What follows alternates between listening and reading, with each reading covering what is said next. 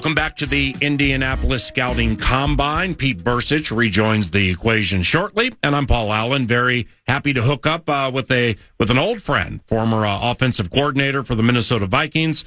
He was the coordinator for the Minneapolis Miracle, also former head coach of the New York Giants and Cleveland Browns, into his second year as offensive coordinator for the Colorado Buffaloes. It is Pat Shurmur. Pat, Paul Allen, what's going on, my man? Oh, it's good to hear your voice. Combine time, huh? So you're down there making the rounds, huh? Yeah. You know, the high velocity at the JW Marriott, third floor, waiting for Stefanski to tape an interview. I mean, it's the more things change, the more they stay the same. It's just the ways and means become rearranged. Are you telling me you missed the combine? Yeah, I enjoyed that process. Yeah, I remember, I mean, obviously it was part of what we did forever. And before the format changed, right, I really enjoyed the player personnel piece. And as a coach, unless you went to the or unless you went to the Senior Bowl, and for most of us, we were playing in the playoffs, it was really your first opportunity to get to know the new crop of talent coming into the NFL. So to be there for that reason, but then also it was a really, really great way to stay in touch with coaches you had worked with. And it was a way to kind of connect. After the season was over, there wasn't the anxiety of getting ready to play games, and it was. I always thought it was a really fun process. Now these Colorado Buffaloes with Deion Sanders, Travis Hunter, and a bunch of other offensive components heading into the National Football League draft. Shoot, Colorado had had the sixth most passing yards per game last year of any team in college football, 319, and averaged 32.9 points per game. So just knowing the Pat Shurmur and college football with the hash marks and everything, maybe it's completely a throw first game, but like when you became the offensive coordinator there, first thing I thought of, all right, they're going to run the ball 50 times a game because that's how Pat likes to call games. But calling games in college football, obviously dramatically different than the NFL, right? Way different. What is the same, though, is as a coach, you want to try to utilize the talent that you have. And on our roster, we were fortunate to have a lot of wideouts. So for me, it made sense, okay, well, let's use those players. In the NFL, you're restricted by how you build your roster. So you have more tight ends, you have more big people, you have less skilled players, so to speak.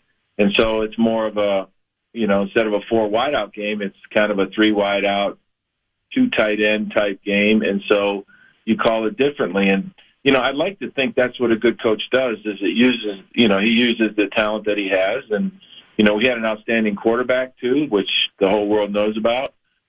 We had obviously a receiver that goes on to win the Heisman. He also played defense, and so we had players, and it made sense to utilize them. Next year, we're going to take into next season the good feeling that you have when you win games, but you got to rebuild your roster and rebuild your team, and we may look a little bit different. And so that's what we do as coaches, and we're just fortunate here. I love it here. I love our boss. I love what we do and how we pour into and impact these young players. Fortunately, guys like me, they got a lot of experience. The players are all ears, and it's just really been a fun process. So with the listening audience knows that my daughter Nicole Coley is set to graduate University of Colorado this May, right? And I talked about the experience I had last season going to the family game. So the Vikings lose to the Rams on Thursday night. I go right to Denver, get over to Boulder, watch you guys beat Cincinnati, and it generally is the case when you see things live. All right, but like I'd watch Travis Hunter late Friday and Saturday nights probably 10 times, all right, ever since my daughter started going there and you started calling the plays. But to watch him live, holy cow. Wow, it's like I had watched Percy Harvin when he played at Florida, but then when I saw him in the first rookie then minicamp 09 at Winter Park, and you're right next to it, like I was with Travis, it makes a big difference when you see these guys live, right? Well, unbelievable. And I don't have the I guess I don't have the luxury of comparing what it looks like on TV because I'm live all the time with these guys. But, right. Travis Hunter is one of one. I mean, he's a unique human being to the good. And, I don't think he was the best player in college football, and he was given the Heisman for the right reason. I mean, nobody could have done what he did. I mean, he could play outfielder for the Rockies. I've never been around a guy with ball skills like this. The only other guy that would be comparable was Odell when I had him in New York. And his feel for the game, his ability to play multiple snaps at high altitude. I mean, I think he's going to find that the pro game is a much slower game than here, and so he's just unique. He's a unique human being. He's a wonderful person and an amazing player, and he, in my opinion, by far was the best player in college football and was rewarded such, Okay, so as a corner, he's locking down the adversary's best receiver. And then offensively, you got him all over the place, outside, inside, XYZ, as you guys call it. But let me ask you this, because I've been meaning to ask you this, and it may seem like a rudimentary or an obvious answer to this, but I don't know it. So with Hunter, he's so good at cornerback and so good at receiver. How did his reps go in practice, given how important he was to the offense and defense? How do you split that up? Well, he tried to get what he could. He really didn't spend much time with us on offense. So that's why it was a fun challenge, and it worked out. We get him for a little bit of time during the week, but for the most part, he's standing there in the huddle getting ready to go. And so the challenge for me was obviously to get the ball to him, which is when you have a player like Travis, it makes sense to get him the ball. Now, fortunately, we had other players, two other receivers are going to be at the combine, Jimmy Horn and Tayshawn Wester, and we have Will Shepard. We had other guys that warranted catching the ball, but so for me then, we'd line up a certain way, and we determine on game day how they were covering him, and then we call plays to get him the ball. And so I don't know. Some people may think it sounds easy, but thankfully I'm at this stage of my career. Because you know how it is, Paul. You can copy somebody's knowledge, but not their wisdom. And to be able to do that for Coach Prime, I was proud that we were able to get him the ball, and I think that's a credit to everyone involved, especially obviously the players. If you're Travis Hunter, and I can ask him this question if I ever meet him, but I mean, I don't want to put you in a weird spot, but like, if you were him, would you push to play both ways at least a little bit, kind of like what Deion did? I think it makes a lot of sense. Yeah. I think, but with a player like Travis, and I've told this to the teams that have come to, scout him out, is, you just can't draft him and say, okay, we're going to draft Travis Hunter. You got to have a plan for him. And, I think each team probably will make their own decisions as to whether they're going to veer toward cornerback or veer toward wideout. So that's as individual as the teams that are going to choose him. I think what we showed here, though, is that this is a young man that can handle doing both. So how you put that all together, that's going to be a team's decision. We just showed that you can do it, and I think that's what teams got to decide. And I love, about 5 minutes ago when you talked about Travis, because I hadn't thought of this either. It's like not only did he win at corner, he won at wide receiver. He's the Heisman winner, best player in college football for sure. But he did it at high altitude. So, I mean, that's massive. Seriously, even though half the games may be at home, you're still playing in regions that have higher altitude than usual. And so that means professionalism with conditioning. There's just so much that goes in to winning at that level in high altitude, right? Yeah, and Travis is that kind of guy. He's an old soul. He takes care of himself. He goes home. He's not doing a bunch of things that you might see a young person doing. And so, he knows how to take care of himself. And we all know how important that is in the NFL. And he understands how to do it, and he's proven he can do it. Pat Shurmur, former head coach in the NFL, offensive coordinator for the Minnesota Vikings, and currently the offensive coordinator for the Colorado Buffaloes, is on the 9 to noon show, which is in Indianapolis for the NFL Scouting Combine. And, not only with Travis, But you mentioned the other names. You're losing 32 receiving touchdowns from last season from 4 receivers. Oh, holy cow, that's a lot, Pat. Hey, thanks for reminding me. Yeah. I mean, no, it makes the recruiting more fun, right? No, it does, but it also helps. We had some really fine young players on our roster that are going to move up into more of a starting role that we're excited about. We've added players at other positions that'll help us.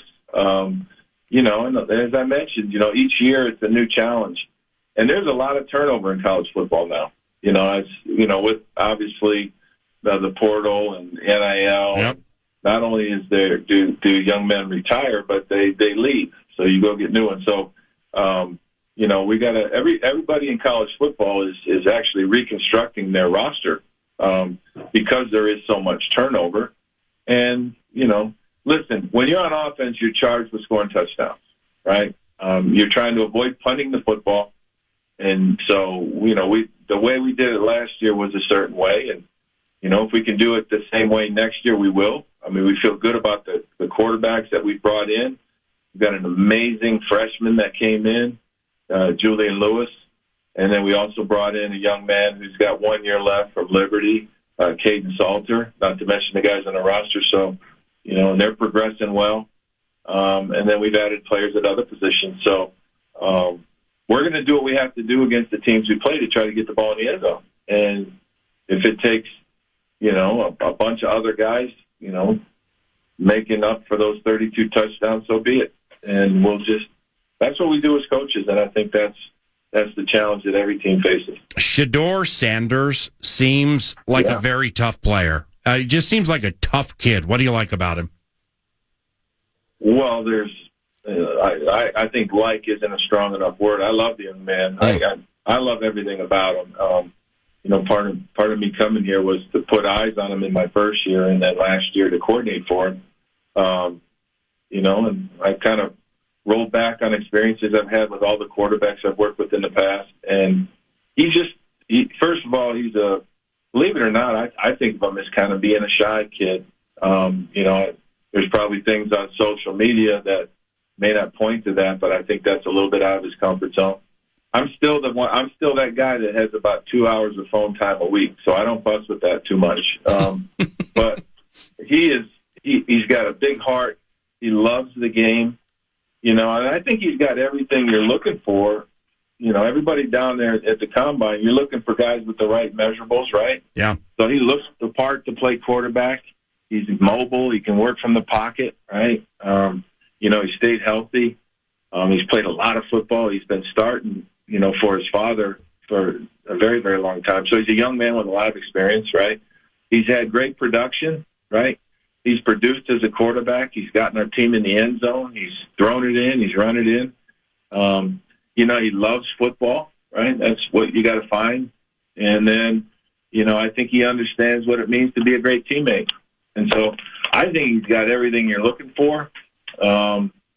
If I was at the combine, if I was one of the 32 teams, I know who I'd pick. Yep.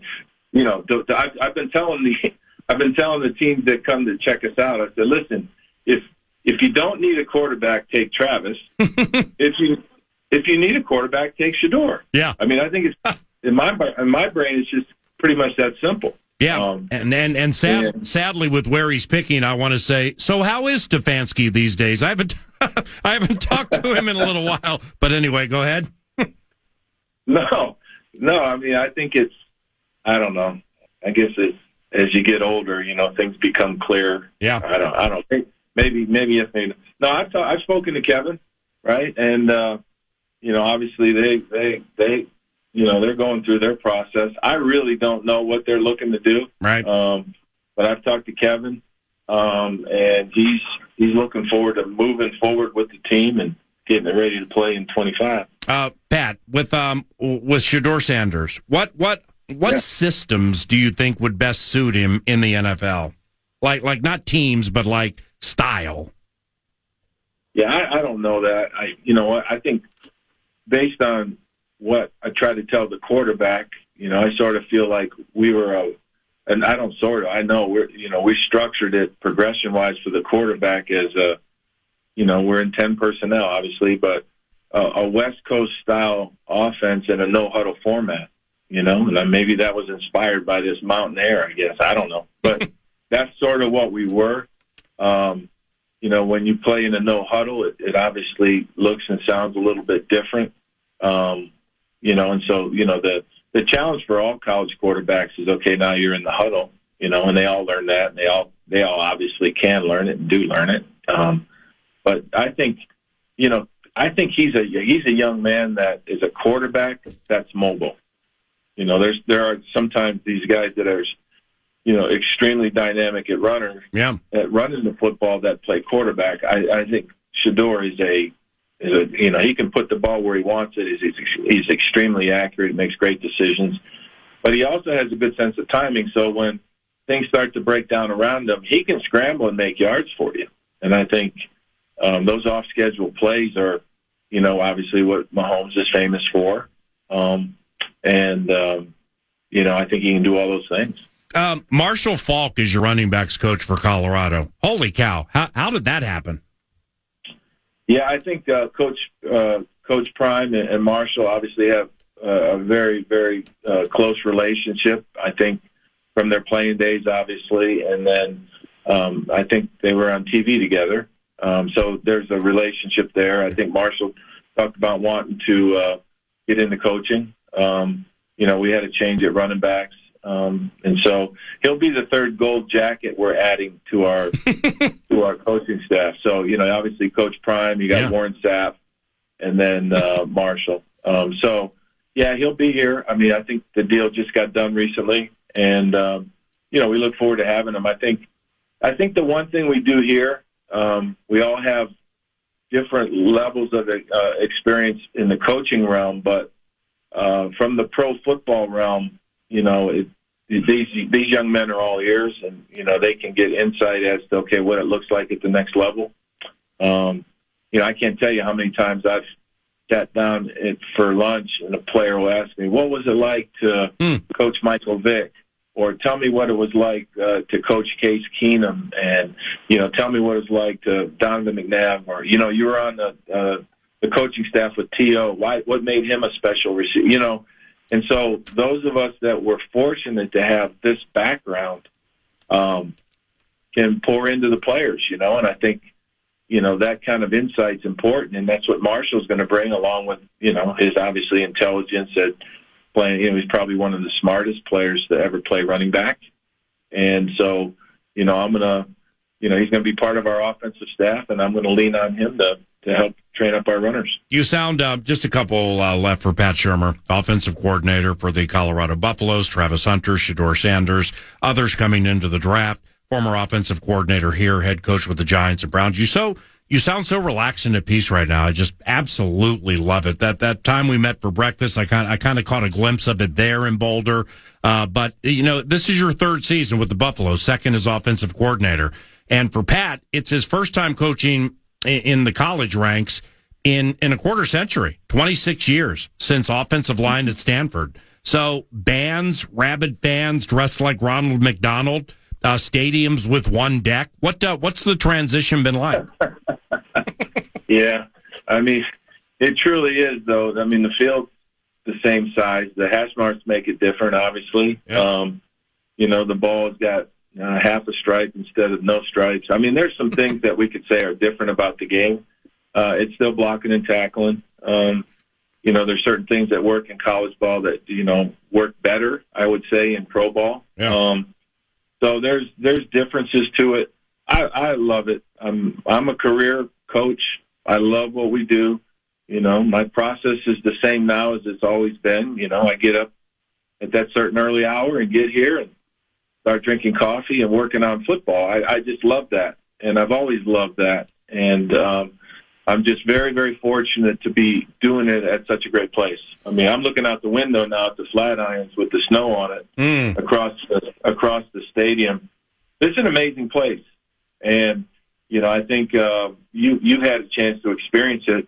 Obviously, and there's no young man that we bring to campus that walks away and says, wow, that's an amazing place. Now, some will go someplace else because they like it better. Yeah. But nobody that visits us walks away and says, wow, I don't love it there. And so, no, it's great. And I love it. I mean, I've obviously got my hands on the quarterbacks. I have the role of directing Coach Prime's offense. I'm working for a head coach that's very courageous, says what's on his mind. And he's, I think he's a breath of fresh air, quite frankly. And, because I want to work for and with men that have courage. And I think he has that. And so for me, yeah, I am at peace.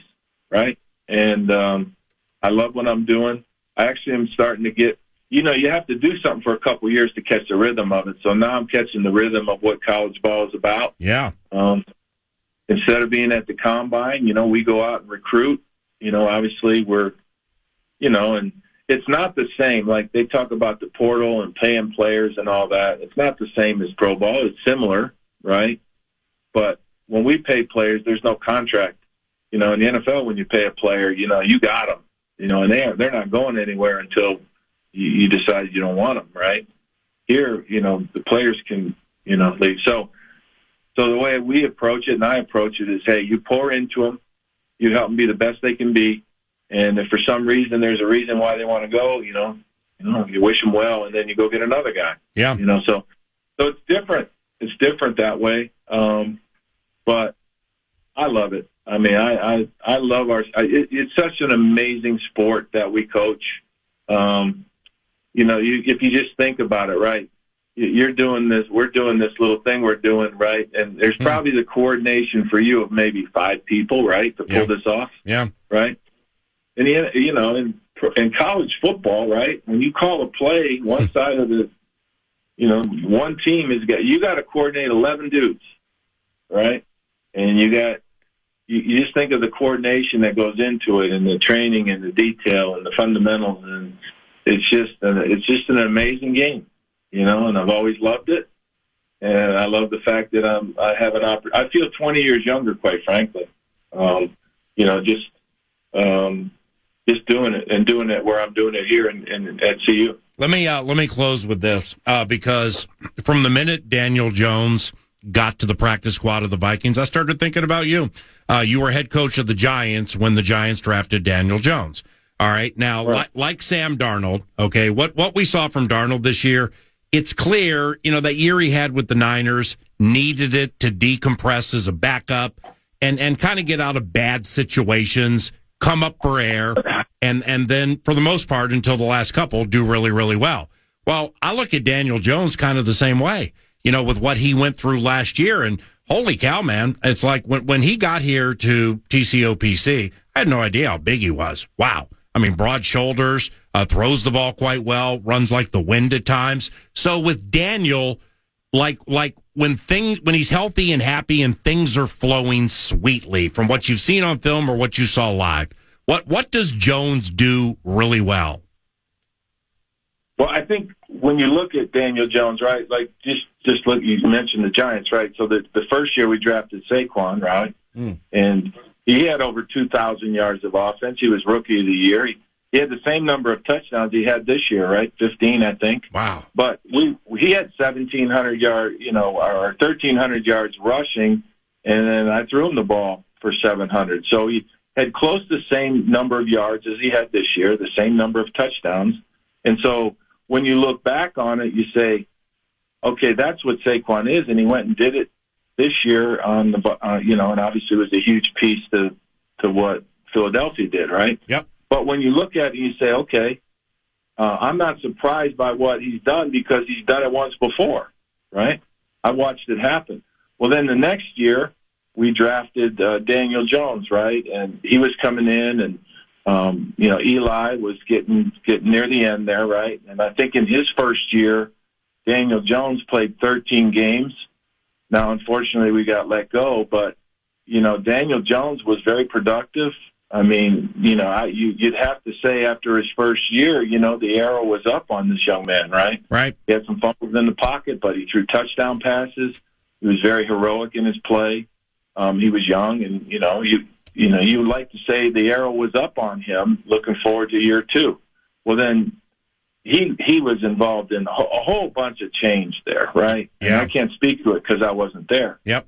But, some players with, new scenery, right? He's obviously in a system with an outstanding offensive mind and play caller. I'm hopeful, and listen, I'm always going to be rooting for Daniel Jones, so I'm hopeful that he can make an impact. And he's a wonderful person, and given the right situation, and given the right level of health, I think he can do great things.